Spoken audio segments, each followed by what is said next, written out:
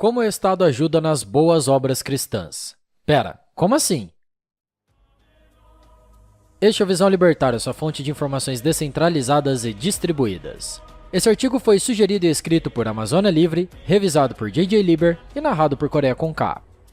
Você já deve ter ouvido falar de Bom Jesus da Lapa. Essa pequena cidade fica no interior da Bahia, às margens do Rio São Francisco, no coração do semiárido brasileiro. Mas o que torna esse lugar tão especial é um enorme morro enegrecido de calcário, completamente isolado no meio da planície, bem à beira do rio, onde funciona o Santuário do Bom Jesus da Lapa. Aproveitando as cavernas, reentrâncias e condutos, foram se construindo igrejas, capelas, sala dos milagres e toda a sorte de devoção católica bem ao estilo sertanejo.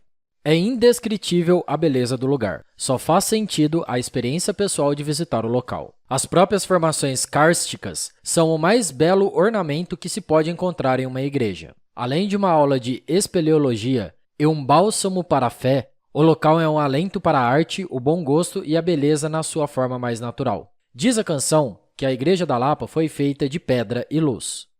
Hoje, Bom Jesus da Lapa recebe milhares de turistas, principalmente de cunho religioso, todos os anos. Há duas festas principais, a Romaria do Bom Jesus, em 6 de agosto, e a Festa de Nossa Senhora das Dores, em 15 de setembro. Junto com a Festa de Nossa Senhora Aparecida, em 12 de outubro, também há eventos especiais.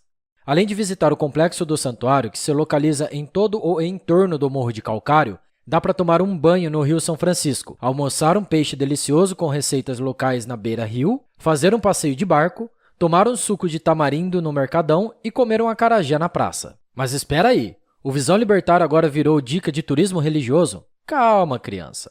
O caso é que tudo isso que vemos hoje em Bom Jesus da Lapa começou com apenas um homem, Francisco Mendonça Mar. Nascido em Portugal, veio para o Brasil em 1679 com 22 anos de idade.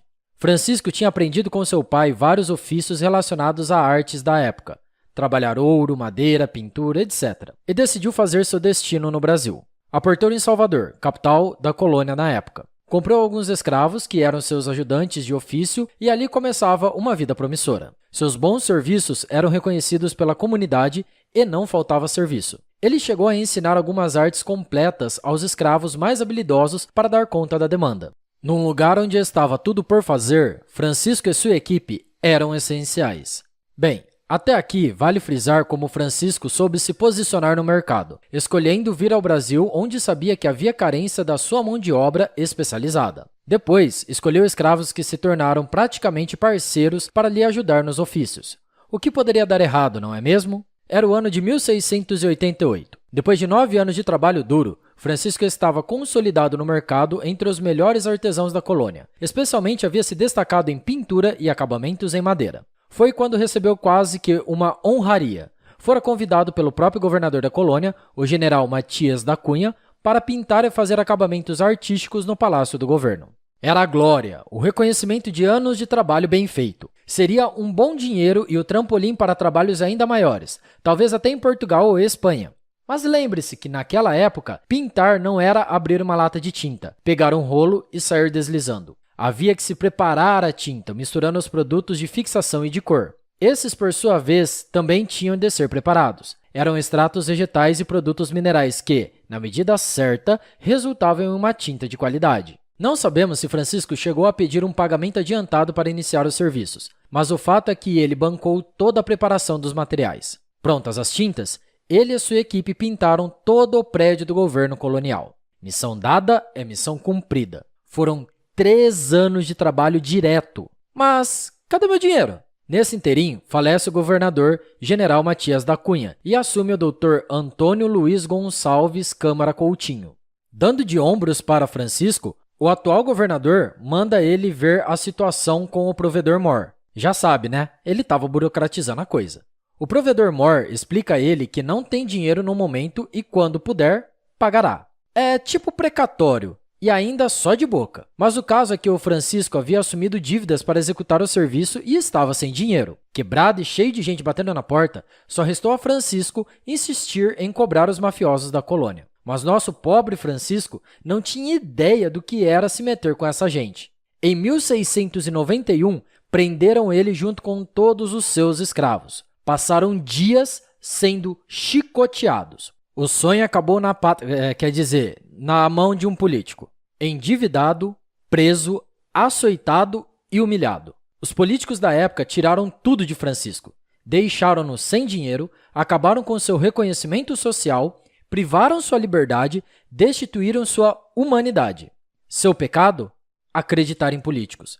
Aliás, sobre isso, aproveita e assista o vídeo. Não se deve confiar em políticos. Aqui do canal. O link estará aqui na descrição. Como último recurso, Francisco escreve ao rei de Portugal, Pedro II, conhecido como o Pacífico, que perdoa sua prisão e determina o pagamento da dívida. Francisco acabaria ficando 4 anos encarcerado, só saindo em 1695. Mais um grandíssimo exemplo da eficiência da justiça estatal. Quando saiu da prisão e, enfim, recebeu seu pagamento, pagou as dívidas, comprou a liberdade de seus escravos e distribuiu tudo o que tinha a eles. Um ótimo exemplo de destinação voluntária de recursos privados. Para si, comprou apenas uma túnica parda, um chinelo de madeira, um pequeno crucifixo de madeira e uma imagem de Nossa Senhora das Dores pintada em tecido. Com isso e mais um cajado, saiu caminhando para o oeste. Ninguém entendeu nada.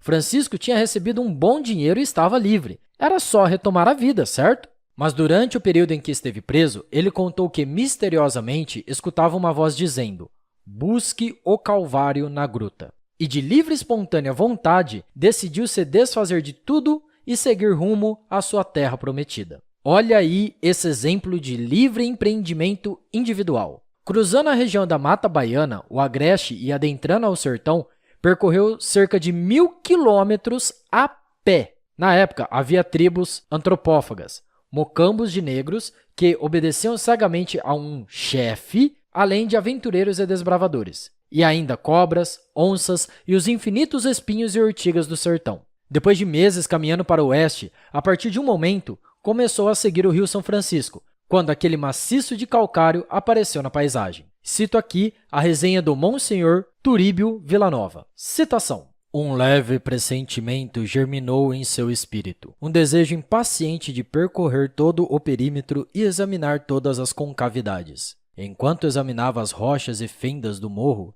enxergou, quase oculta por cactos e xique-xiques, a boca da gruta. Subiu por entre pedras e espinhos a ladeira e entrou pela porta pétrea, semelhante a uma fortaleza, e foi penetrando devagar, deixando impressos os sinais dos pés na terra úmida. Gratamente impressionado, ficou com a vista da suntuosa e monumental gruta de calcita luzente, iluminada pelos raios de sol e revestida pelas graças do céu." Fim da citação.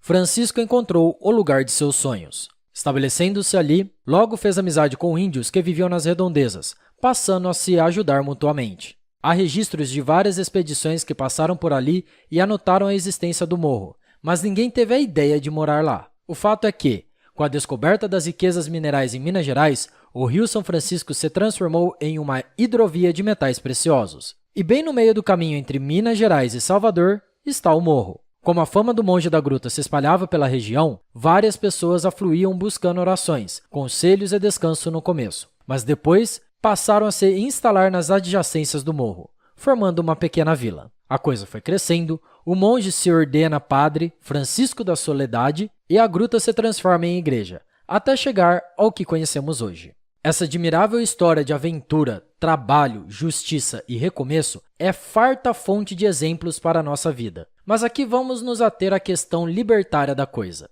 Vimos que as principais decisões de Francisco se deram de maneira voluntária, se mudar para o Brasil, seu estilo de trabalho e depois partir para a gruta.